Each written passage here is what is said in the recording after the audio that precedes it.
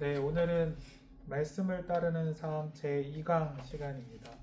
지난 1강 시간에는 뭐 배웠는지를 기억하실 텐데, 자기 부인에 대해서, 그리고 예수님께서 우리에게 말씀하시는 나를 따르라, 곧 예수님을 따르는 삶에 대해서 함께 나누어 보았습니다. 오늘은 어쩌면 말씀을 따르는 삶이라는 제목과 아주 잘 맞는 우리가 말씀을 행하는 삶에 대해서 또 말씀을 따른다는 것에 대해서 함께 오늘 나누어 보고자 합니다. 총 3개의 제목으로 오늘 강의를 진행할 건데요. 첫 번째 강의의 첫 번째 제목은 나눠드린 프린트 1번에도 써 있습니다. 함께 읽어볼까요? 시작. 말씀을 행하라. 네, 말씀을 행하라입니다. 본문 말씀은 누가복음 10장 25절부터 37절까지의 말씀입니다. 누가복음 10장 25절부터 37절 말씀이고요. 우리는 선한 사마리인의 비유라는 제목으로도 잘 알고 있는 말씀입니다. 하루는 어떤 율법 교사가 예수님께 찾아왔습니다. 이 율법 교사는 예수님을 존경하거나 따르고자 온 것은 아니고요. 예수님을 공경에 빠뜨리고자, 예수님을 시험하고자 한 질문을 했습니다. 25절 말씀을 보시면 선생님, 내가 무엇을 하여야 영생을 얻으리이까? 그 율법 교사는 예수님에게 어떻게 해야 영생, 즉 구원을 얻습니까? 라고 질문을 했습니다. 예수님께서는 곧바로 대답을 하지 않으셨습니다. 그리고 예수님께서는 이 율법 교사가 좋은 의도가 아니고 예수님을 공경에 빠뜨리기 위해 질문을 한다는 것을 알고 계셨으며 도리어 그 교사에게 너는 무엇이라고 생각하느냐? 너는 말씀을 볼 때 어떻게 읽고 있느냐라고 질문을 하셨습니다. 이 율법 교사가 질문은 아주 참 대답은 아주 참 잘했습니다. 실력이 좋은 교사였던 것 같습니다. 27절 말씀입니다. 대답하여 이르되 내 마음을 다하며 목숨을 다하며 힘을 다하며 뜻을 다하여 주 너의 하나님을 사랑하고 또한 내 이웃을 내 자신과 같이 사랑하라 하였나이다. 하나님 사랑, 이웃 사랑이라고도 부르는 우리가 하나님 말씀을 정말 압축하고 요약했을 때의 두 가지에 대해서 이 율법 교사는 정확하게 답을 했습니다. 그 대답을 듣고 28절 말씀에 예수께서 이르시되 내 대답이 옳도다. 즉 율법 교사가 말한 답이 옳다고 인정하셨습니다. 하지만 예수님께서는 그 율법 교사가 그 알고 있는 말씀대로, 즉 답은 알고 있지만 그 말씀대로 살지 않는다는 것을 알고 계셨습니다. 그래서 28절 하반절 말씀에 이렇게 말씀하셨습니다. 이를 행하라. 한번 따라해 보시겠습니다. 말씀을 행하라. 말씀을 행하라. 네, 말씀을 행하라. 그러면 살리라. 살리라는 영생을 얻을 것이다와 같은 말씀이죠. 이렇게 예수님께서는 말씀을 행해야 하는 것이 얼마나 중요한지를 알려주셨습니다. 근데 그 교사는 예수님의 말씀대로 행하라, 말씀을 따라 살아라는 말을 듣고도 또 자신을 옳게 보이기 위해서 다른 질문을 했습니다. 예수님, 그러면 이웃을 자신같이 사랑하라고 하시는데 내 이웃이 누구입니까? 라고 질문을 했습니다. 예수님께서는 30절부터 36절 말씀까지를 통하여서 우리가 잘 알고 있는 선한 사마리인 이야기를 해 주셨습니다. 이 이야기는 한 강도 만난 사람이 있었는데 제사장도 그를 도와주지 않았고 거의 죽게 된 강도 만난 그 사람을 레위인도, 제사장과 레위인은 하나님의 말씀을 잘 알고 있는 사람입니다.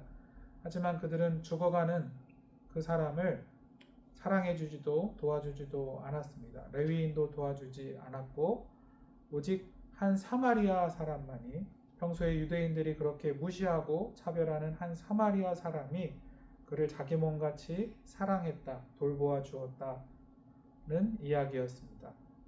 그리고 예수님께서는 그 율법 교사에게 너가 생각하기에는 그 강도 만난 사람이 이웃이 누구겠느냐라고 질문을 하셨고, 그 교사는 자비를 베푼 사마리아 사람이 그 사람의 이웃이었다라고 대답을 했습니다. 그때에 예수님께서 아까 했던 말씀을 다시 한번 하십니다. 예수님께서는 너도 이와 같이 하라고 말씀하셨습니다. 즉 예수님은 다시 한번 우리가 말씀대로 행하는 것이, 말씀을 따라 사는 것이 정말로 중요하다는 것을 우리에게 알려주신 말씀이었습니다.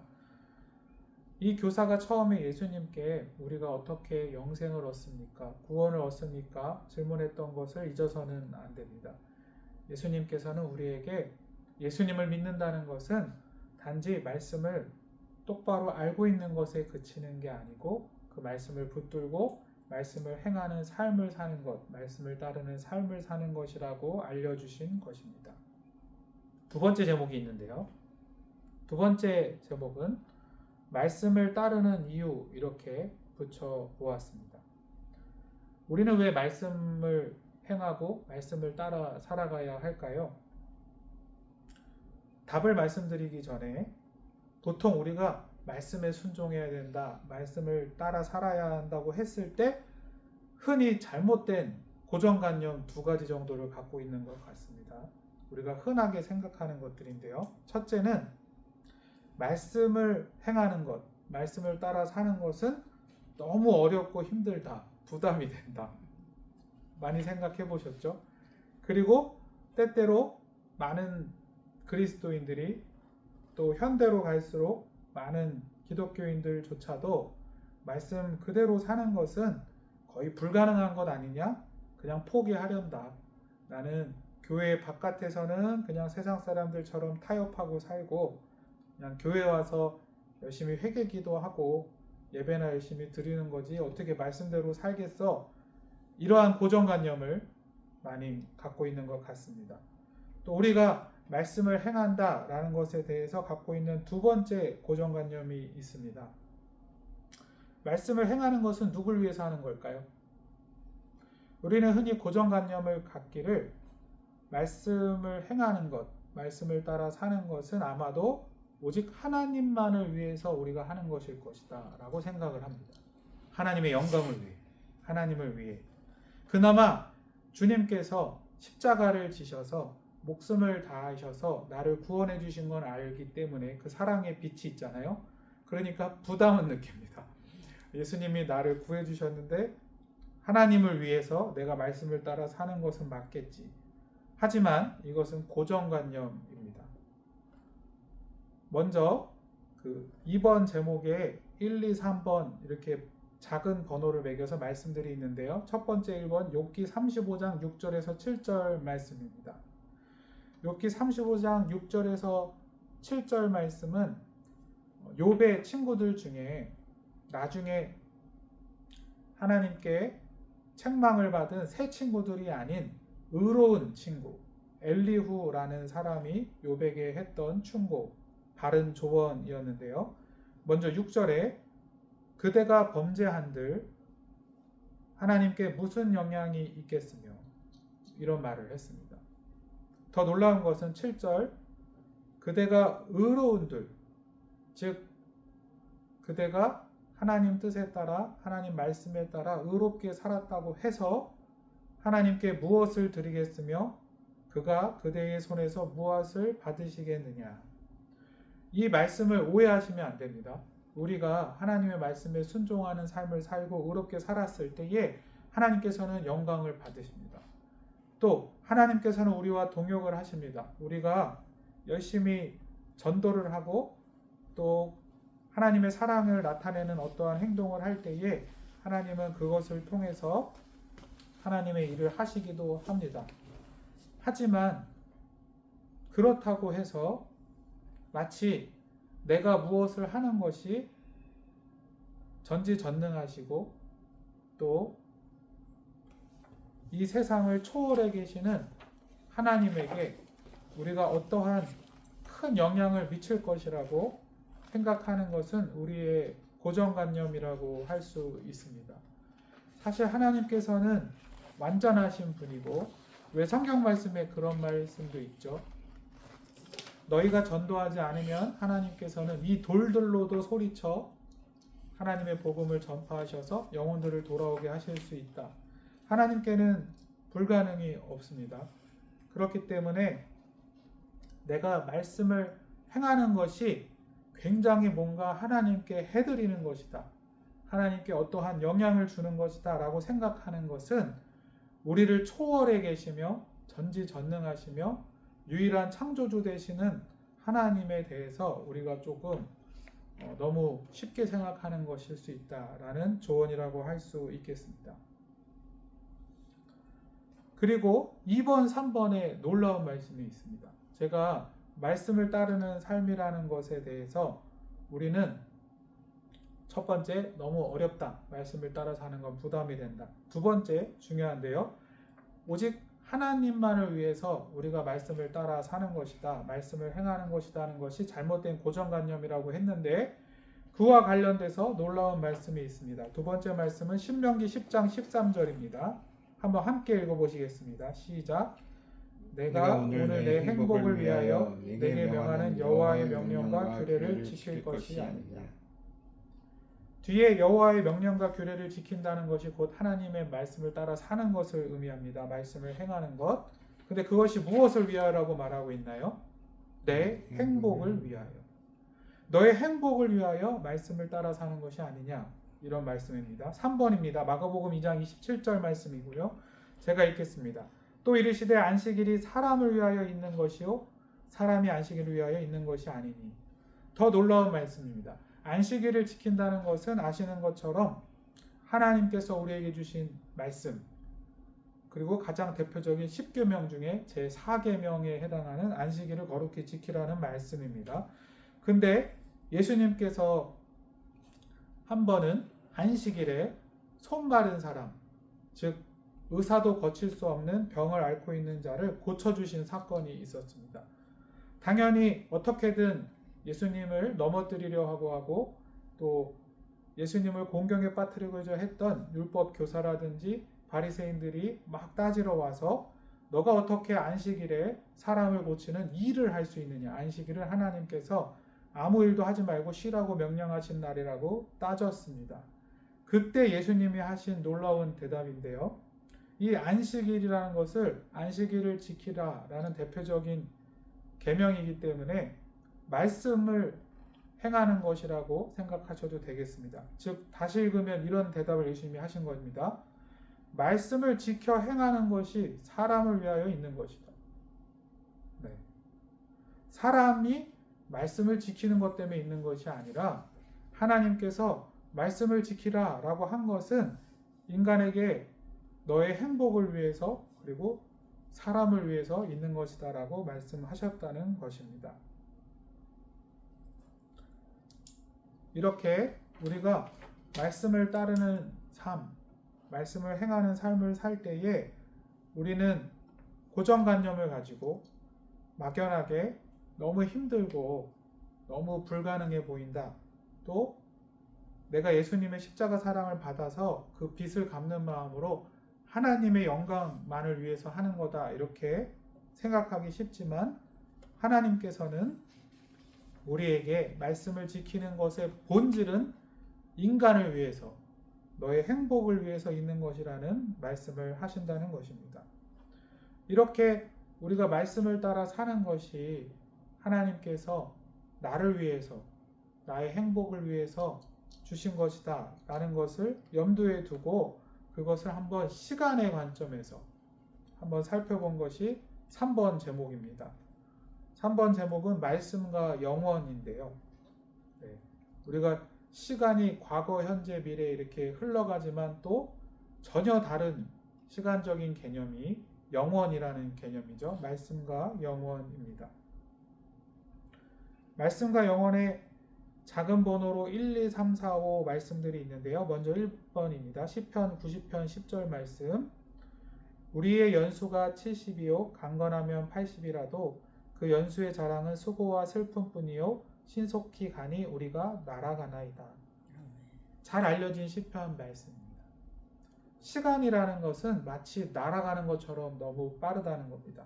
특별히 시편 90편 10절 말씀에서 말하는 시간이라는 것은 70, 80 이런 얘기도 나오지만 인간의 평생, 하나님께서 인간마다 선물로 주신 시간, 평생의 시간이라는 것이 사실은 순식간에 날아가는 것과 같은, 어쩌면 또 덧없어 보이는 시간일 수 있다, 이렇게 말씀하시는 겁니다. 실제로 우리가 때로 이제 장례 예배를 위해서 또 유가족들을 위로하기 위해서 또 함께 장례식장에 가보면 한평생을 살아간 어떤 분이 이렇게 불에 들어갔다 나와서 재로 다 이렇게 변하는 것을 보게 됩니다. 어쩌면 한 사람의 평생이라는 것이 그만큼 빨리 가는 것이고, 또 하나님께서 보시기에는 그 시간이라는 것을 하나님의 뜻대로, 또 하나님께서 이끄시는 대로 살지 않는다면 굉장히 덧없는 시간일 수도 있다는 것을 보여주는 것입니다. 마찬가지로 2번 말씀입니다. 베드로전서 1장 24절부터 25절까지 말씀인데요. 먼저 24절 말씀을 함께 읽어보시겠습니다. 시작. 그러므로 모든 육체는 풀과 같고 그 모든 영광은 풀의 꽃과 같으니 풀은 마르고 꽃은 떨어지되. 네, 잘 알려진 말씀입니다. 모든 육체, 시간이라는 개념에서도 어떠한 사람의 평생이라는 것은 풀과 같은 것이고, 결국 풀은 마르고 꽃은 떨어지게 되어 있는 것과 같다, 이렇게 말씀하고 있는 것이고요. 또 자연에 비유했기 때문에 단지 인간만이 아니라 모든 피조물에게 어떠한 시간이라는 것은 결국 마치 풀이 마르고 꽃이 떨어지는 것처럼 또 죽을 날을 향해 가는 유한한 것이다 라는 말씀입니다. 그와 대비하여 25절 말씀에 하나님께서 반대로 영원한 것이 있다고 우리에게 말씀을 하시는데요. 그것은 25절 말씀 제가 읽겠습니다. 오직 주의 말씀은 세세토록 있도다 하였으니. 하나님의 말씀은 반대로 영원하다는 것입니다. 영원토록 있다는 것입니다. 이렇게 하나님께서는 우리에게 시간이라는 개념 안에서 인간은 너무나 날아가는 것 같은 빠른 시간을 살고 있는 반면, 모든 피조물도 마찬가지인 반면, 하나님의 말씀은 영원하다라고 우리에게 말씀하고 계십니다. 이제 3번 에베소서 5장 16절 말씀입니다. 에베소서 5장 16절 말씀입니다. 제가 읽겠습니다. 세월을 아끼라 때가 악하니라. 이제 하나님께서는 지금 우리가 말씀을 따른다는 것이, 제가 하나님께서는 인간을 위해서, 마치 안식일이 사람을 위해서 있는 것처럼 또 우리의 참된 행복을 위해서 우리에게 말씀을 주시고 따르라고 하신다라고 말씀을 드렸는데요. 그것을 시간에 적용해 봤을 때, 평생에 적용해 봤을 때 하나님께서 우리에게 주시는 말씀은 세월을 아끼라라는 말씀입니다. 여기서 아끼라라는 말씀을 원어로 찾아보면 이런 뜻이 있습니다. 아낀다는 것은 한번 따라해 보시겠습니다. 건져 올리다. 네. 건져 올린다는 뜻이 들어 있습니다. 이 말의 뜻이 뭘까요? 이렇게 생각하시면 쉽습니다. 내가 한평생 시간을 살아가는데, 흘러가는 것에 따라 살아가는데, 그 흘러가는 시간을 어쩌면 날아가는 것 같은 그런 시간을 영원의 차원으로 건져 올릴 수 있다는 겁니다. 단지 지나가는 시간이 아니라 영원으로 바꿀 수 있다는 것이죠. 제가 굉장히 딱딱하게 강의를 하고 있는데 약간 재미있을지 모르겠는데 얘기를 해보겠습니다. 우리가 투자를 할 때에 만약에 땅을 산다고 하면요, 땅값이 하나도 오르지도 않고 혹은 심지어 한 10년, 20년이 지나면 오히려 땅값이 떨어질 땅을 사려고 할까요? 아니면 앞으로 시간이 10년, 20년, 30년 흐르면 2배, 3배, 4배 점점 오를 땅을 사려고 할까요? 오를 땅을 사려고 하겠죠. 그리고 마찬가지로 시간이라는 개념 안에서 우리가 투자를 한다고 했을 때 우리가 썩어 없어질 것에 대해서 시간이 지나면 투자를 하려고 할까요? 아니면 영원히 변하지 않는 것에 투자를 하려고 할까요? 아마도 영원한 것에 투자하려고 할 것입니다. 아까 모든 인간의 일생은, 평생은 풀이 마르고 꽃이 떨어지는 것처럼 유한한 것이지만 하나님 말씀은 영원하다고 했습니다. 이것을 하나님께서 우리 인생에도 적용할 수 있게 해주십니다. 아까 세월을 아끼라 말씀드렸는데요. 우리가 매일매일 살아가면서 영원한 하나님의 말씀을 붙들고 말씀을 행하는 삶을 사면 그 순간은 영원의 차원으로 이동을 합니다. 영원한 것이 된다는 것이죠. 마치 투자를 해서 썩어질 것이 아니라 영원한 것을 산 것처럼요. 4번 말씀입니다. 시편 119편 56절 말씀입니다. 내 소유는 이것이니 곧 주의 법도들을 지킨 것이니이다. 시편 119편 56절에서 이 시편 말씀을 지은 사람은 내가 소유한 것, 갖고 있는 것이 있는데 그것은 하나님의 말씀을 지킨 것입니다. 이렇게 이야기하고 있습니다. 그것은 내 것이 된다라는 겁니다. 영원한 내 것이 되는 것이죠. 마지막으로 5번에 베드로전서 1장 7절 말씀입니다. 너의 믿음의 확실함은 불로 연단하여도 없어질 금보다 더 귀하여 예수 그리스도께서 나타나실 때에 칭찬과 영광과 존귀를 얻게 할 것이니라. 아멘. 베드로전서 1장 7절 말씀은 믿음에 대해서 얘기합니다. 그리고 우리가 변하지 않는 대표적인 것을 이 세상에서 말할 때 금을 많이 얘기하잖아요. 금은 잘 썩지 않고 변하지 않는다. 그럼에도 불구하고 금도 유한한 것입니다. 물질이기 때문에. 근데 어쨌든 그러니까 믿음, 말씀을 따라 살아간 삶, 우리가 말씀을 행한 그 믿음은 금보다 더 귀한 것, 영원한 것이 되어서 우리가 예수님 앞에 섰을 때, 영원한 천국에 갔을 때 영원토록 나에게 칭찬이 되고 영광이 되고 존귀가 된다는 것입니다. 이렇게 말씀과 영원, 좀 어려울 수도 있지만 살펴보았는데 쉽게 얘기하면 이것입니다. 누가 지혜로운 사람일까요? 이 세월을 아끼라 때가 악하니라라는 말씀을 보면 너희는 하나님께서 주시는 지혜를 통하여 세월을 아끼라라고 말씀을 하거든요. 오늘 하나님께서는 우리에게 말씀을 행하라고 말씀하신다고 말씀드렸고요.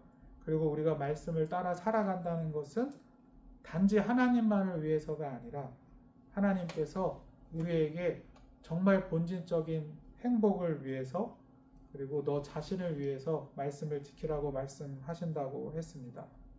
그러면 말씀을 지키는 지혜로운 사람은 어떤 사람일까요? 시간을 그냥 흘려보내는 사람이 아니겠죠. 그러니까 예를 들어 오늘 어떤 사람을 만났을 때 그 사람 때문에 내가 굉장히 기분이 나쁘거나 힘든 일이 있을 수도 있습니다. 그때 나는 그냥 화를 내거나 같이 싸우거나 겉으로는 참더라도 속으로는 미워하고 저주할 수도 있을 것입니다. 근데 어떤 한 사람이 지혜롭게도 나는 세월을 아낄 것이다. 아까 말씀드렸죠. 세월을 아낀다는 말은 오늘 앞의 내용이 다 기억이 안 나셔도 이것만 기억나도 되는데요. 따라하겠습니다. 시간을 영원으로 건져 올리는 것.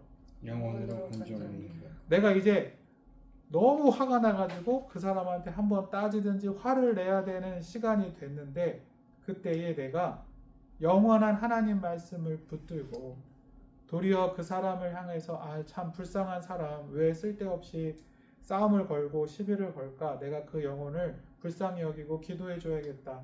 저 사람이 아직 하나님의 사랑을 잘 몰라서 그런가 보다라고 하나님 말씀을 행하는, 하나님 말씀을 따르는 행동을 하는 것입니다. 그때에 나는 그냥 오늘 하루를 살면서 하나님 말씀에 순종하는 마음으로 그 사람을 용서해주고 축복 기도해 줬을 뿐인데 그 한 시간이 하나님께서 그것은 이 세상의 한 시간이 아니라 영원한 것으로 건져 올리셔서 이게 세월을 아낀 겁니다. 천국에서 영원토록 칭찬과 영광과 존귀로 바꾸어 주신다는 것입니다. 말씀을 행하는 것이 얼마나 복된 것인지 잘 알려주는 비유가 있습니다. 짧게 얘기할 텐데요. 달란트 비유입니다. 달란트가 화폐로만 따져도 한 달란트가 수십억이 된다라는 얘기 한번 들어보셨을 거예요. 수십에서 수백억이 되는 돈인데 하나님께서 달란트를 주신 것에 대해서 어떤 사람이 정말 열심히 수고하고 장사를 해서 10달란트를 남겼다고 했습니다. 그 사람이 얼마나 세월을 아끼고 노력했을까요? 그것이 우리로 얘기하면 말씀을 따르고 말씀에 순종하는 삶이거든요. 열심히 해서 10달란트라는 어마어마한 결실을 맺었습니다. 주인이 돌아왔습니다. 그 주인은 주님을 상징하는 것이거든요. 주님이 돌아오셔서 그 사람에게 무엇을 돌려주셨을까요? 일단 10달란트를 돌려주셨습니다. 그 이야기 아시죠? 그리고 10개의 마을을 다스릴 권세를 주신다고 하셨습니다. 이 이야기는 천국에 대한 이야기이기도 합니다. 우리는 하나님의 말씀을 행하는 것에 대해서 오해합니다. 아까 두 가지 오해가 있다고 했는데 너무 힘들다. 힘들죠. 근데 한번 이런 얘기 생각해 보시겠어요? 재밌는 얘기인데요. 어느 마을에 엄청난 흉년이 든 거예요. 너무 다들 배고프고 힘든 시절을 보내고 있는데 세 친구가 마침 옆 마을로 식량을 구하러 먼 길을 가고 있었습니다. 근데 누가 흘린 것인지 아니면 불쌍한 사람들을 위해서 누가 두고 간 것인지 모르겠는데 쌀 한 가마가 있는 거예요. 그러면 이 한 가마면 우리 가족들이 한 일주일은 먹고 살 수 있겠다 해가지고 셋 다 욕심이 났습니다. 근데 그때에 항상 가장 힘이 세고 항상 친구들을 이길 수 있던 어떤 사람이, 권력이 있는 사람이 제일 힘이 약하고 보잘것없는 사람에게 이렇게 말을 하는 겁니다. 야, 너 이거 들고서는 얼른 우리 집에 갖다 놔, 내 집에 갖다 놔. 그 사람이 그 일을 하는 게 힘들까요? 안 힘들까요? 힘듭니다. 근데 힘이 제일 세고 말을 들을 수밖에 없는 권력을 가진 친구가 이렇게 얘기하는 겁니다. 야, 이거 너 들고 가서 너희 집에 가서 너희 어머니, 아버님, 형제들이랑 같이 먹어. 그래도 우리 집엔 조금 아직 먹을 게 남아 있는 것 같으니까. 그 사람이 쌀을 갖고 가는 것이 힘들까요? 안 힘들까요? 그럼 억지로라도 갖고 갈 거죠. 네, 안 힘들 겁니다. 얼른 내가 집에 가져와서 우리 가족들을 먹여야지라는 생각이 기쁠 겁니다. 하나님이 말씀하시는 것은 그것입니다. 내가 말씀을 지키라고 하는 것이 너의 행복이다. 내가 말씀을 지키라고 하는 것이 너를 위한 것이다. 왜 내 마음도 모르고 말씀을 지키는 것이 너무 힘들다.